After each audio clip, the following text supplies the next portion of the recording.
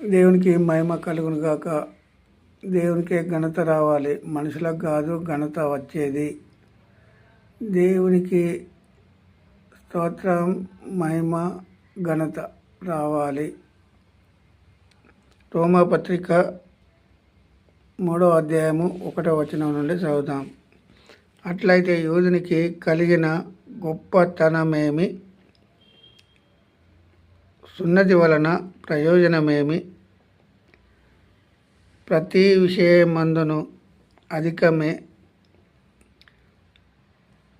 మొదటిది దేవోక్తులు యూదుల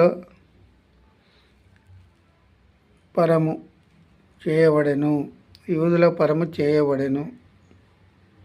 కొందరు అవిశ్వాసులైననేమి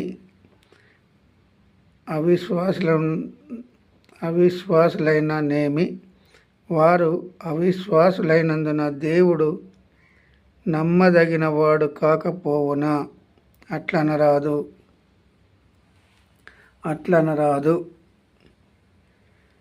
నమ్మదగిన వాడు కాకపోవునా? అట్లనరాదు.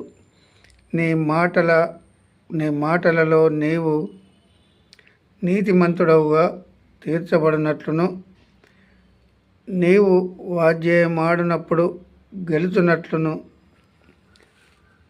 అవి వ్రాయబడిన ప్రకారము ప్రతి మనుషుడును అబద్ధికుడగును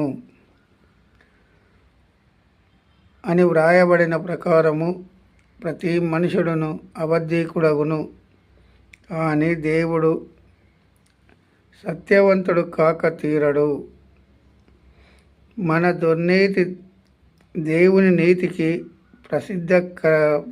ప్రసిద్ధి కలగజేసిన ఎడల ఏమందుము ఉగ్రతను హింసించు దేవుడు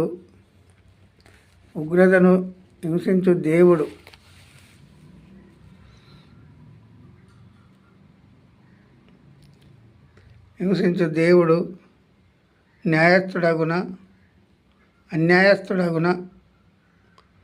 నేను మనుష్య రీతిగా మాట్లాడుచున్నాను.